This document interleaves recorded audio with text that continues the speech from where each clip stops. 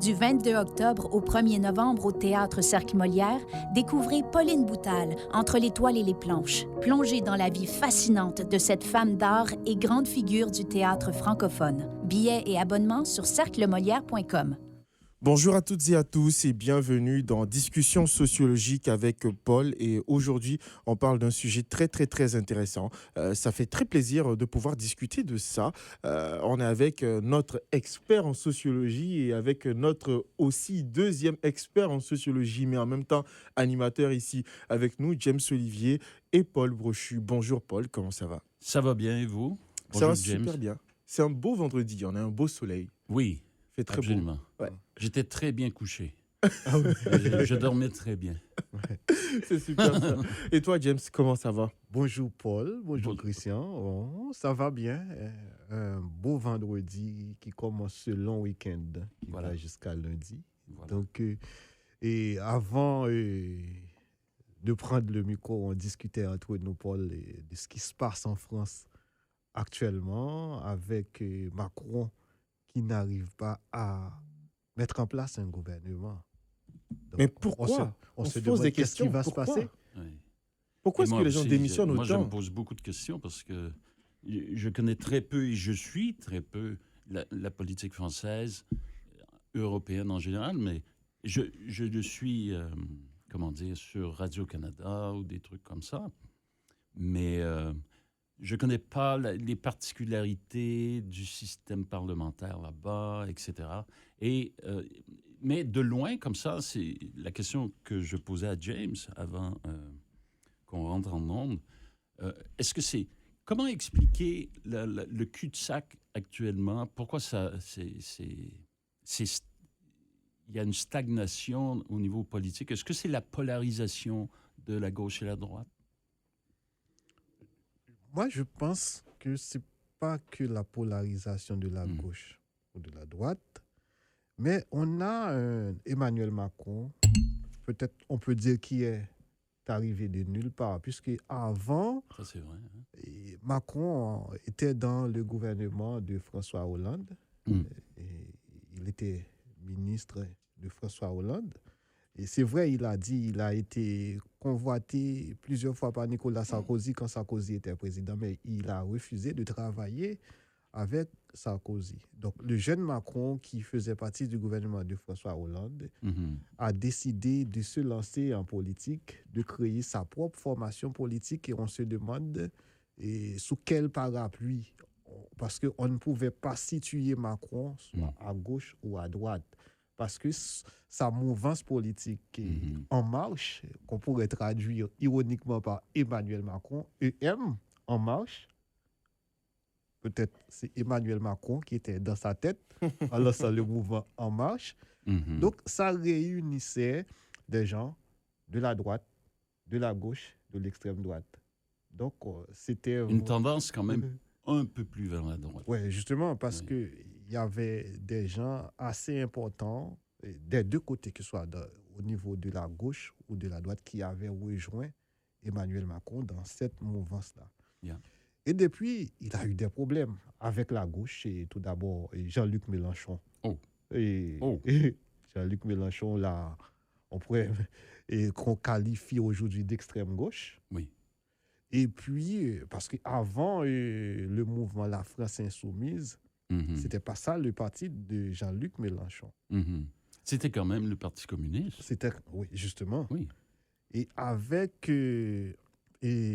Olivier Faure, tout ça, et Jean-Luc Mélenchon, donc ça, c'est une autre version de la gauche. C'est pas la gauche de François Hollande. Non. Et l'autre côté, il y a la droite et l'extrême droite. Et qui... Je suis complètement ignorant. Qui dirige le Parti socialiste actuellement en France? Je ne sais pas vraiment. Je sais pas vraiment. Je ne sais pas, parce qu'après... c'est comme s'il est absent de l'espace politique. Parce qu'il y avait des figures assez intéressantes dans ce parti-là, que ce soit sous le règne de François Hollande, Christiane Taubira ou Benoît Hamon, qui était candidat malheureux face à Emmanuel Macron. Mais depuis, donc c'est un parti qui est en perte de vitesse. Moi, je veux voir Dominique de Villepin revenir. Vous vous rappelez Dominique de Villepin? C'est un homme d'une grande prestance politique. C'est un homme assez formidable, plutôt de gauche, je dirais centre-gauche. Dominique de Villepin, il avait fait une intervention à l'ONU lors des... je pense que c'était la Deuxième Guerre en Irak ou quelque chose comme ça. Il a pointé du doigt les Américains qui mentaient au peuple sur les photos pour justifier l'intervention de l'armée américaine.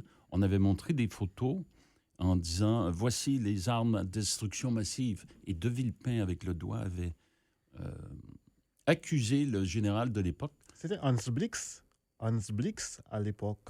Qui avait dit que l'Irak possédait des armes de destruction massive. Oui, et tout l'état-major de Bush à l'époque. Hein? Ouais. Et de Villepin, ça a été le seul qui a dénoncé. Et c'était le ministre des Affaires étrangères de Jacques Chirac. Voilà, exactement. Alors, il est un peu âgé, mais quand même, il ferait un bon président. Et c'est un candidat potentiel. Oui, j'espère. C'est un candidat potentiel pour la prochaine... Bon, je ne sais même pas s'il y aura des élections. Parce que je pense que normalement, au vu de la... Je ne sais pas, je ne vais pas mentir, mais je pense qu'au vu de ce qui se passe en France, normalement, 5 premiers ministres plutôt, en ne serait-ce que quoi, un mois, je pense que là, il faut vraiment que quelque chose se passe. Je ne sais pas comment ça se passe, je peux faire des recherches là-dessus rapidement, mais je pense qu'on arrive quand même à une démission inévitable, parce que je pense que même certains présidents auraient déjà démissionné. Oui, mais avec un premier ministre dont le gouvernement est tué dans l'œuf, parce que le premier ministre n'a pas pu présenter son gouvernement. Oui. Et le dernier, Sébastien Lecornu, donc je crois qu'il a passé 27 jours sans avoir la possibilité de former un gouvernement. Alors, ma question, c'est pourquoi? D'où la polarisation. Ils ne veulent pas travailler ensemble. L'Assemblée nationale ne veut pas travailler ensemble. C'est aussi ce que je me demande. Est-ce que c'est eux qui ne veulent pas travailler avec le gouvernement Macron, ou est-ce que c'est Macron qui décide de les renvoyer parce qu'il ne veut pas travailler avec eux? Parce que je pense que déjà là aussi, je pense qu'il y a une certaine sorte d'incompréhension, parce que quand quelqu'un démissionne, on ne sait pas exactement pourquoi. Ça peut être lui qui décide de partir, ou ça peut être lui qui a reçu des commentaires négatifs ou des incitations à partir aussi. Donc, étant donné qu'on n'a pas entendu officiellement Macron à renvoyer quelqu'un ou quelque chose, à part bien sûr pour Attal, c'était différent, mais on ne sait pas exactement ce qui se passe. On ne sait pas ce qui se passe, et Macron a déjà renvoyé le Parlement. Il l'a Oui. déjà fait, il a déjà convoqué plusieurs fois, je pense 2 fois, je crois. Ouais. Donc là, on se demande pourquoi il n'arrive pas à trouver une entente avec les différents blocs de l'Assemblée nationale, parce que l'Assemblée nationale en France, elle est plurielle. Oui. Elle est plurielle avec les socialistes d'abord, avec la gauche et radicale, l'extrême gauche, l'extrême droite et la droite aussi. Voilà. Donc c'est une assemblée plurielle. Donc si on n'arrive pas à mettre tout le monde ensemble, donc c'est difficile de diriger dans ces conditions. Et il y a la gauche et radicale, l'extrême gauche, qui ne veut pas composer avec Emmanuel Macron. Ni avec l'extrême droite. Ni avec l'extrême droite. Donc ça crée je pense que là, peut-être, on a besoin en France d'un leader charismatique, je ne sais pas, peut-être quelqu'un qui rassemble, parce que là, je pense que... Le retour de la monarchie. Peut-être, je ne sais pas. Parce que là, on voit qu'il y a ce petit fossé-là où, bizarrement, je ne sais pas si je peux le dire ainsi, mais on trouve même un petit point de rassemblement entre les gauchistes et les gens de droite.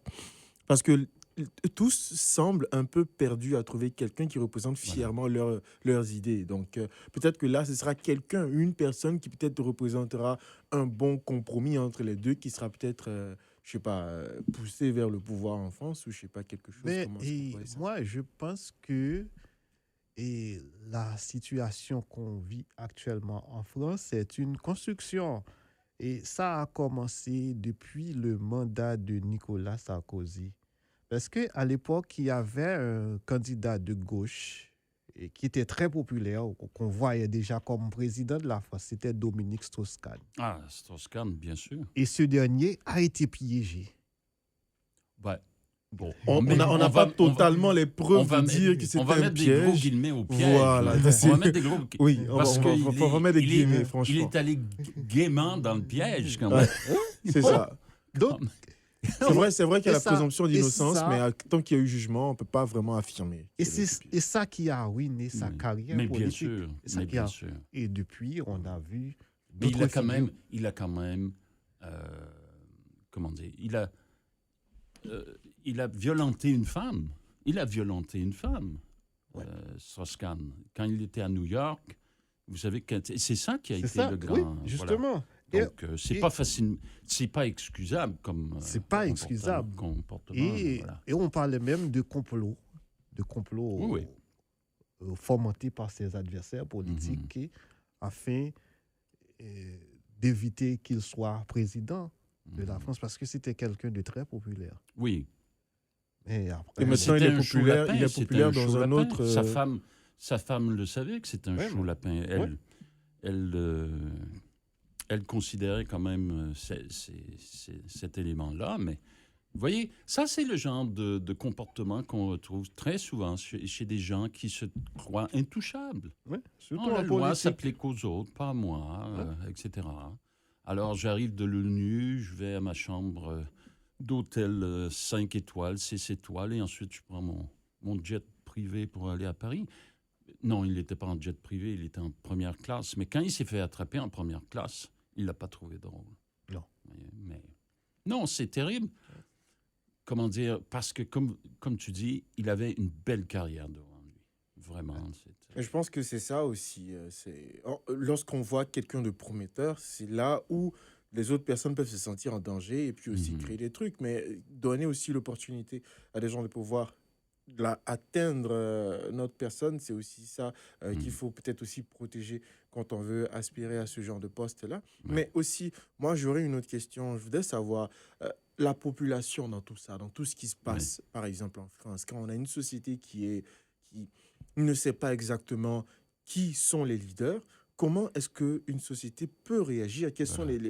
les possibilités? Peut-être, est-ce qu'on peut arriver à peut-être Parce- booster un référendum? Ou est-ce Ouais. qu'on peut pouvoir avoir des manifestations pour qu'on change? Ou est-ce que qu'est-ce que la société peut pouvoir avoir comme impact dans tout ça?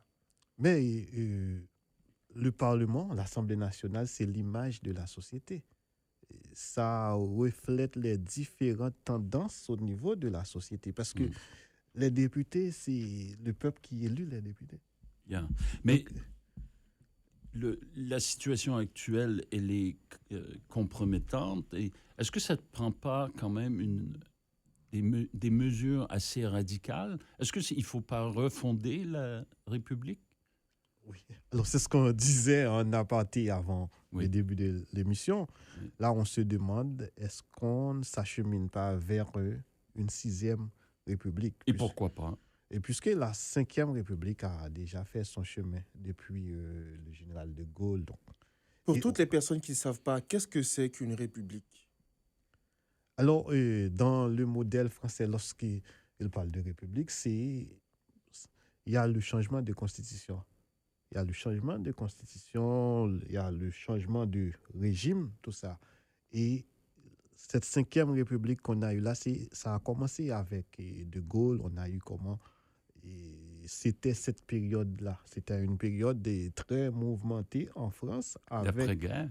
Ouais, avec une période d'après-guerre, mais aussi mai 68. Oui. Mai 68. Donc, ça reste incarné dans l'histoire française, puisqu'il y avait des mouvements de protestation partout. Bon, il y a des figures de mai 68 qui sont encore là. Et on a vu Daniel Cohn-Bendit, qui faisait partie de ce mouvement-là, qui a rejoint Macron lors de son premier mandat. Donc, c'est des figures qui sont très présentes, très puissantes dans la vie politique française. Et on l'a dit que si la Cinquième République a fait son chemin, et c'est vrai qu'il y a pas mal de travail qui ont été faits depuis, avec des présidences, par exemple celle de Valéry Giscard d'Estaing, Mhm. et la présidence de Mitterrand, Oui. de Chirac, parce qu'il y a beaucoup de lois qui ont été votées pendant la présidence de Mitterrand, des lois constitutionnelles. Mhm. Donc, on se demande aujourd'hui si on ne va pas avoir une sorte de refonte de ces lois pour Voilà. déboucher sur une sixième République. Yeah. Et former une nouvelle république, ça voudrait dire aussi que avec la nouvelle république et les nouvelles réformes, on parle de nouveau gouvernement, nouveau président et une nouvelle même manière de constituer un gouvernement. Oui, C'est radical. c'est radical, on va tout changer. On va tout changer. Est-ce qu'on pourrait avoir, bon, le Parlement en France, c'est les deux chambres. Il y a la Chambre des députés qui est l'Assemblée nationale et puis il y a le Sénat. Bon, le Sénat, on sait qui siège en permanence. Donc, c'est un modèle bon, qui est différent du modèle canadien D'accord. et du modèle américain et même du modèle allemand parce que l'Allemagne a une autre formule de gouvernance et puisque en Allemagne, il y a un président qui est là. C'est comme- Chancelier, est-ce qu'on l'appelle il y a le chancelier, mais Le il y a un chancelier. président aussi. Je Ah pense bon? que là-bas, le président, c'est honorifique, non? Oui, c'est Ah, honorifique. C'est comme le conseil Voilà. d'administration Ah, d'une oui. institution. Mais Donc, c'est le chancelier qui mais c'est le chancelier qui gère dirige, le pays. Oui. Voilà, qui voilà. gère le pays. Comme Et la reine en comme la reine Angleterre. en Angleterre Oui. Ou en Espagne aussi, en avec- Espagne, qui Voilà. règne, donc Voilà. qui est un peu une monarchie constitutionnelle. Oui. Mais en France, c'est différent puisque c'est un régime présidentiel avec un président, un premier ministre et puis le Parlement. Donc, ce que Bah, c'est un régime démocratique. et Montesquieu et Oui. les trois pouvoirs.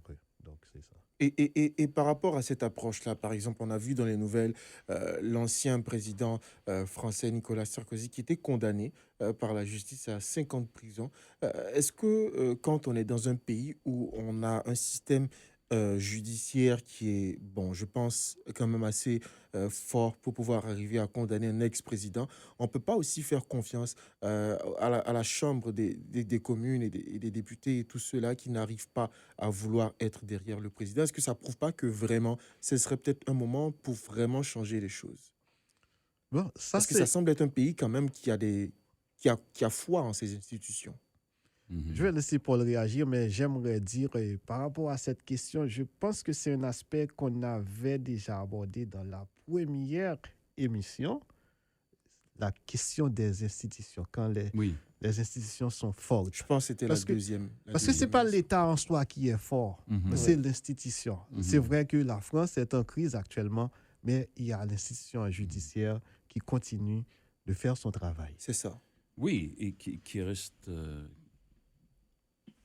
indépendant des joutes de pouvoir. Ça, c'est très important. On voit ce qui se passe aux États-Unis et on essaie de travailler un peu sur le président actuel aux États-Unis essaie de travailler sur la dépendance au lieu de l'indépendance du système judiciaire aux États-Unis. C'est très dangereux.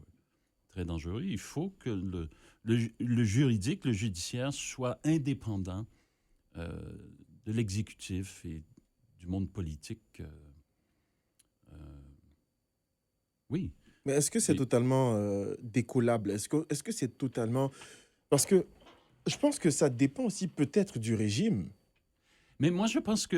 Mais je ne suis pas du tout spécialiste de la question. C'est pour ça que je laisse plutôt James répondre à ces trucs-là. Mais moi, j'ai l'impression de loin, comme ça, que ce que vit la France sur le plan politique, c'est un symptôme de plein d'autres choses. Oui. C'est un pays qui a beaucoup de difficultés à fonctionner convenablement sur le plan économique, au niveau de l'intégration des populations immigrantes. Ce n'est pas le seul. En Europe, il y a beaucoup de problématiques d'intégration de l'immigration, mais la France est un cas probant des difficultés d'intégration. Alors, vous savez, la France vit plusieurs problématiques en même temps. Et à mon avis, je ne sais pas ce que tu en penses, James, mais la dimension politique n'est qu'un symptôme de ces problématiques-là. Et le vivre ensemble français est très fragilisé actuellement.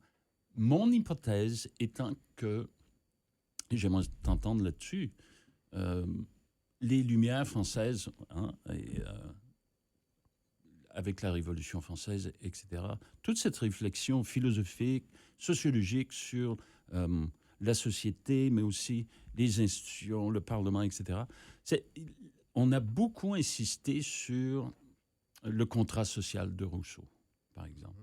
Et je pense que c'est une erreur. Je pense que c'est une erreur. Et il n'y a pas de contrat social. Et quand Rousseau va définir le lien du citoyen par rapport à la République, par rapport à la société en général, quoi, mais ça passe par la République politique, c'est à travers un contrat social. Alors qu'il n'y en a pas. Il n'y a pas de contrat. C'est une fiction, ce contrat social. Je ne sais pas ce que tu en penses. Je suis très radical de ma critique, Je j'en pense conviens. que c'est un point assez intéressant lorsqu'on aborde cette question de contrat social. Effectivement, on se demande est-ce qu'il y a un contrat social en France aujourd'hui?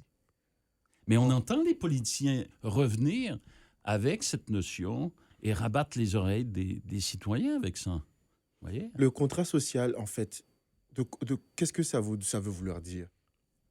Bon, c'est des, je dirais, c'est un ensemble de normes ou de règles sur lesquelles on se met d'accord. Voilà. On dit qu'on voit... Mais on voit que ça ne marche pas. Ouais, on veut Ça aller, ne marche pas.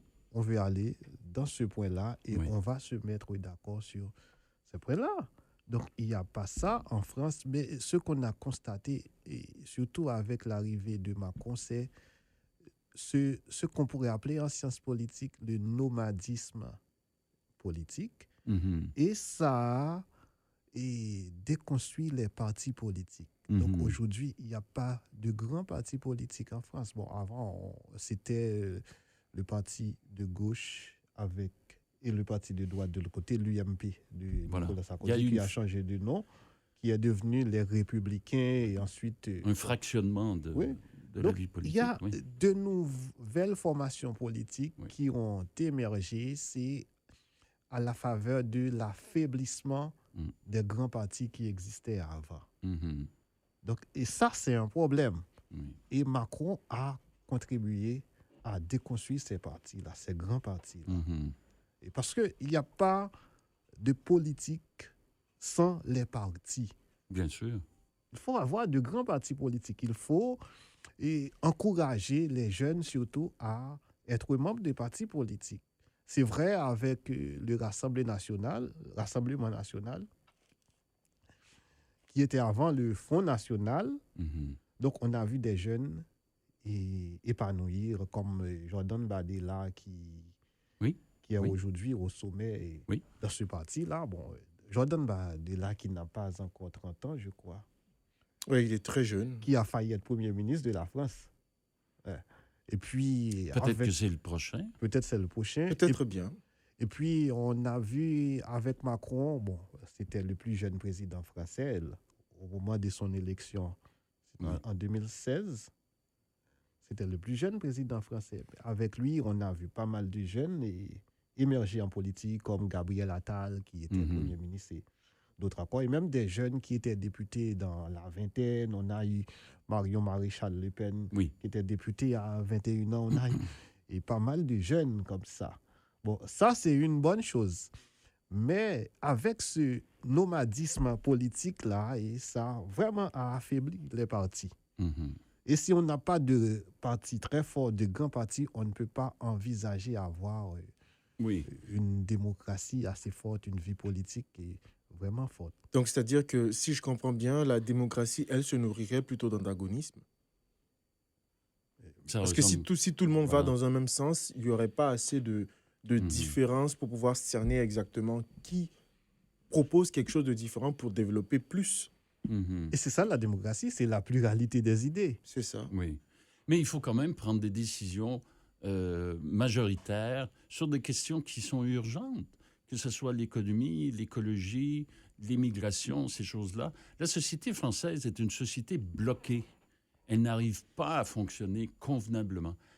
Et je suis très radical dans ma critique, malgré toute mon ignorance comment dire, Dans la réelle vie politique. de la en France. réalité politique, merci, c'est ça, de loin, comme ça, j'observe des Français qui font beaucoup de philosophie politique, mais très peu de pratique politique. C'est-à-dire, le contrat social, mais qui applique le contrat social de nos jours? On demande aux citoyens, le contrat social, c'est cette réflexion philosophique qui nous amène, par exemple, à juger que le bien commun doit l'emporter sur le bien particulier, le bien individuel. Vous voyez? OK. On demande aux citoyens d'avoir cette motivation-là. Où sont les politiciens qui ont cette même motivation? Je ne le vois pas. C'est une politique partisane. Vous voyez? J'ai la chance d'avoir beaucoup d'amis qui sont français, d'autres qui sont immigrants en France et d'autres qui sont français, même nés en France. Et la plupart d'entre eux, quand on discute, disent que, si je mets les guillemets, c'est dans leur, je dirais, c'est dans leur identité française de râler contre le président, peu importe du parti. Même les gens du parti du président, des fois, c'est social pour eux de ne jamais être d'accord avec ce que le président dit. Mais ils ont remarqué que ces derniers temps, en tout cas dans les débuts de Macron, c'était un peu plus... les gens étaient assez encouragés et motivés de voir ce que ce serait que de voir un président assez jeune, avec des idées assez jeunes. Dans les débuts, c'était bien, mais après ces dernières années, ils se sont rendus compte que leur président était plus investi dans des choses extérieures de la France, lutter pour l'Ukraine, lutter pour la Palestine, lutter pour d'autres choses, partir dans des voyages, voir Donald Trump tout le temps, partir en Afrique, plus que de se concentrer sur ce qui se passait en France. Et beaucoup de certains de mes amis qui sont en France m'ont dit que ça a créé un peu un petit divorce, parce que les Français trouvent même que Macron s'intéresse trop aux histoires qui ne sont pas de la France, plutôt que les histoires françaises, et qui ramènent des problèmes même à la France que les Français n'ont pas demandé. Est-ce que vous pensez que ça aussi, ça peut être une cause qui crée un divorce totalement entre la population et le président? Moi, je pense pas. Et ce divorce, il est là dès le premier mandat de Macron, mais Macron a bénéficié d'un second mandat parce que il y a une bonne partie de la population qui n'aimerait pas avoir Marine La Le droite Pen, au pouvoir. la droite au pouvoir. Pas seulement, pas la droite, mais l'extrême droite. Oui. Voilà. Et quand on regarde l'électorat, donc c'est un peu des électeurs issus de l'immigration qui ont voté le plus, c'est Emmanuel Macron et la gauche radicale de Jean-Luc Mélenchon.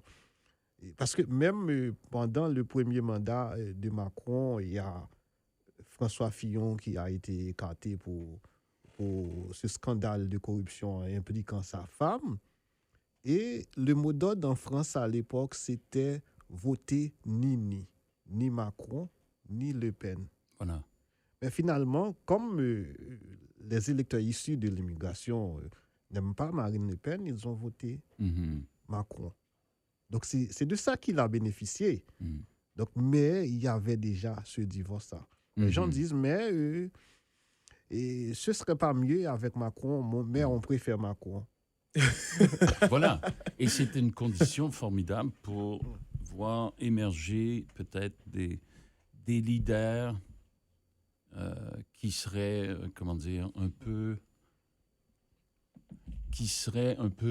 justement, un peu extrêmes, quoi. Vous voyez? Moi, et on peut faire la comparaison avec une autre république, celle de l'Amérique, celle des États-Unis. Hein? Déjà, la première présidence de Trump a étonné le monde. Il revient une deuxième fois. Et alors, on peut se poser la question, comment ça se fait? Comment ça se fait? Il répond à des questions très concrètes. Il pose des questions très concrètes. Et je dis ça sans être un partisan, loin de moi l'idée d'être un partisan du Parti républicain ou même de Trump. Mais quand vous avez Trump qui défend les ouvriers américains, on se pose la question, comment ça se fait que le Parti démocrate ne défend pas les ouvriers américains? Ou comment ça se fait qu'ils ne mettent pas en avant le fait qu'ils défendent le Parti des ouvriers? On peut avoir... Et les Français, comme tu disais, James, ils aiment bien critiquer, ils aiment bien avoir cette discussion. Tout est politique en France, c'est même un problème, quoi. Mais il y a il y a cette discussion critique, c'est très bien, mais en termes de solutions concrètes, à la Trump, on est très loin de ça en France. On est très loin. Il n'y a pas cette mentalité, je dirais, de régler les problèmes concrets sans avoir toute une philosophie, une réflexion politique derrière. C'est ça, parce que, par exemple, quand tu vois les slogans utilisés par Trump pendant sa campagne, rendre l'Amérique meilleure encore, ou alors Trump va régler ça, Trump will fix this, c'est des choses qui te font penser, même si peut-être tu n'aimes pas le personnage, qu'il vient avec de l'espoir. Mais quand tu regardes la politique française, qui se met en avant avec une certaine thématique de régler les problèmes, qui se met en avant avec une thématique d'être celui qui va être le leader techniquement, de celui qui va ramener la stabilité, les belles heures de la France. Et je pense que c'est un peu ça peut-être qui manque actuellement au paysage politique français, parce que la société, comme on l'a dit, des fois élit les gens pour la représenter avec les idées qu'elle défend. Donc, est-ce que les personnes manquent d'idées auxquelles la société peut pouvoir se sentir concernée? C'est un peu ça, parce que si la société ne trouve pas quelqu'un qui peut les représenter, bah, les gens ne votent pas. Moi, par exemple, cette année, il y a eu des élections à l'USB par rapport à certains postes. Je ne connaissais pas les personnes qui étaient là, je ne savais pas ce qu'ils proposaient, je n'ai pas voté. Pourtant, les années après, j'ai voté tous les jours, je descendais même parce que je connaissais des gens qui m'ont dit leur projet, qui m'ont dit ce qu'ils voulaient faire, qui sont passés dans des classes pour parler. Et je savais que celui-là, il va faire quelque chose qui m'intéresse. Donc, je vais voter pour lui. Mais quand les gens ne parlent pas, on s'est dit, bah, moi, je ne suis pas concerné. Et souvent, ne pas être concerné aussi fait qu'on s'abstient. Et quand on s'abstient, on laisse des gens aussi qui peut-être ne méritent pas d'arriver au pouvoir, venir au pouvoir. Et ça crée souvent ce cercle vicieux-là où on retourne dans les choses qu'on n'aime pas, les choses qu'on n'aime pas. Donc, est-ce qu'on ne devrait pas plutôt retourner à l'époque où on a des personnes qui ont des idées peut-être contradictoires ou communes, mais qui le disent haut et fort et qui essaient de rassembler les personnes derrière ces idées-là? Moi, je pense que les gens font aujourd'hui très peu confiance au discours politique parce que ce désintérêt qu'on a constaté aujourd'hui, c'est parce que les gens sont déçus. Oui, beaucoup. Ils sont déçus et pour eux, Macron, c'est une déception. Donc, tu l'as souligné, Paul, avec Donald Trump aux États-Unis qui a pris fait et cause la question des ouvriers, de la paysannerie. Et ça, c'est le cœur du discours de l'extrême droite en France. Parce que l'extrême droite défend toujours les paysans, les agriculteurs, tout ça. C'est l'électorat de l'extrême droite, c'est les paysans. Mais les jeunes, c'est surtout la gauche. La gauche, un peu la droite. Et ce qui est arrivé à Macron, ça me fait penser à une phrase de Marx. Certains personnages historiques se reproduisent deux fois dans l'histoire. Une fois comme tragédie et l'autre fois comme farce. Donc, Macron est peut-être dans la deuxième phase qui est la farce. Maintenant, quand tu regardes tous les discours des humoristes en France, il n'y en a pas un qui ne fait pas de blague sur le président. Il n'y en a pas un qui ne fait pas de blague sur sa femme. Il n'y en a pas un qui ne fait pas de blague sur son ministère. Ça a toujours été. C'est dans la culture politique française. Maintenant, c'est abusé. Maintenant, c'est abusé. Et maintenant, c'est global. Même les enfants de 10 ans te font des blagues sur le président tranquille. Je pense que là, on dépasse un certain cap. Parce que là, il y a même des gens... Ça prend des boucs émissaires, vous savez. Moi, je ne pense pas que ça, c'est spécial. Ça a toujours été. Mitterrand était un bouc émissaire. Vous vous rappelez l'émission des Guignols? On aimait bien se foutre la gueule des politiciens. Les Guignols de l'information. Voilà. Je pense que c'est normal comme phénomène. Le problème, je pense que... Moi, la question qui m'interroge, c'est comment se fait-il que les problématiques fonctionnelles, concrètes, ne sont abordées que par la droite? Oui, j'ai aussi fait cette remarque. Quand on a des problèmes immédiats, concrets, les solutions ne viennent que de la droite. Comment ça se fait? Est-ce que vous ne pensez pas que c'est peut-être parce que la gauche se sent coupable d'avoir créé ces problèmes-là? Non, je pense pas. Je pense que c'est plus compliqué que ça. Mais moi, je pense que la gauche est en panne d'imagination concrète. Vous voyez? Elle est toujours dans son discours idéologique un peu abstrait sur le vivre ensemble. Et les gens en ont marre. Ils veulent des solutions concrètes, quoi. Peut-être le problème, c'est ça commence avec le quinquennat de François Hollande. Oui. Oui, hein? Ouais. C'est vrai. Oui. Parce qu'il n'a pas pu se Non. faire réélire. Donc, Non, il ça, c'est a vrai. proposé un autre candidat. Et Mhm. c'était Benoît Hamon, qui a été battu. Parce que je pense que Benoît Hamon était 4e ou 5e Mm. aux élections parce que les meilleurs candidats, ce n'était pas le candidat de la gauche. Donc, les gens étaient déçus du quinquennat de François Hollande. Peut-être c'est pour ça qu'ils ont voté Emmanuel Macron, qui venait de nulle part, puisque Macron n'avait pas vraiment une sensibilité politique. On ne savait pas s'il était à gauche ou à droite. Mhm. Mais comme il faisait partie du gouvernement de François Hollande, dans un premier temps, on le voyait comme quelqu'un de la droite. Bah aussi, moi je pense que peut-être sur ce côté-là, c'est peut-être pas une justification à 100% parce que ici au Canada, techniquement, on a à peu près la même chose aussi qui s'est passé parce que le Premier ministre, qui est le Premier ministre actuellement, au départ, beaucoup de personnes ne savaient pas si ça allait des politiques de droite ou des politiques de gauche parce que oui, on sait qu'il s'est présenté sous la bannière des libéraux, mais aussi il a été Premier ministre aussi sous plusieurs bannières aussi. Donc il y avait ça, mais depuis qu'il est Premier ministre, en tout cas, je ne suis pas bien placé pour faire un bilan, mais je pense qu'on a quand même une certaine sorte d'équilibre. Donc, je pense que la personne aussi, même si on est dans un juste milieu, peut, par son expertise et par sa gestion aussi, arriver à performer. Mhm. Et je pense que ça peut être une dernière question avant qu'on se libère, bien sûr.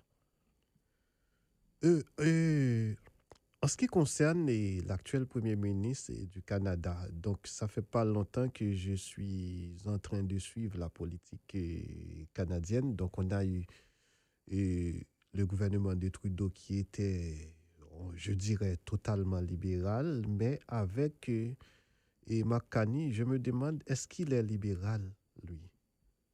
Donc, dans son fonctionnement, on ne voit pas le côté vraiment libéral. C'est vrai, c'est un technocrate. C'est un technocrate qui a bossé dans pas mal d'institutions financières internationales, que ce soit ici au Canada ou au En Royaume-Uni. Angleterre, oui. Oui, en Angleterre. Ouais. Donc, c'est quelqu'un qui est arrivé du monde économique, du monde des affaires. Donc, Avec des solutions concrètes. avec des Oui, solutions concrètes. exactement. Et je pense que tu poses la bonne question. Est-ce qu'il est vraiment libéraux? Moi, je répondrais, est-ce que c'est important de le savoir? On veut quelqu'un qui agit concrètement avec des solutions concrètes et qui puisse interagir avec des présidents, comme aux États-Unis, qui cherchent des solutions concrètes. Maintenant, les solutions concrètes, encore une fois, viennent toujours de la droite. Comment ça se fait? Ça, c'est une très bonne question à laquelle je pense qu'on va essayer de répondre au prochain numéro. Ça a été donc un plaisir de partager cette belle discussion avec vous, messieurs. James Olivier et Paul Brochu, c'était vraiment un plaisir pour moi d'être avec vous aujourd'hui. On a appris beaucoup de choses sur cette belle discussion-là, sur le paysage français actuellement. Est-ce que vous avez un mot pour terminer la discussion? Ben, je vous remercie de m'avoir renseigné parce que, encore une fois, je fais état de mon ignorance sur le plan de la sociologie politique et surtout sur le plan des systèmes politiques. Mais j'ai trouvé fort agréable cette discussion, oui. Ouais, et merci à toi aussi, Paul, de m'avoir ramené sur ce terrain-là de sociologie politique. Donc, ce n'est pas mon expertise puisque je me suis plutôt spécialisé dans tout ce qui est Et comme justice géographe, et sécurité, l'aide comme géographe, tu internationale. as plus de... Justement, j'ai fait un peu de géopolitique, mais pas de politique pure en tant que telle. Mais j'ai observé un peu le contexte politique dans différents pays, donc la France et les Mais tu as États-Unis. vécu en France. Oui, j'ai vécu Voilà. en France près d'une dizaine d'années. Donc, Voilà. Et bien placé pour pouvoir dire des Oui. choses valables. Merci beaucoup, messieurs. C'était donc Discussion sociologique avec Paul. On se retrouvera donc la semaine prochaine pour une autre belle discussion autour de la sociologie. Merci beaucoup et prenez soin de vous.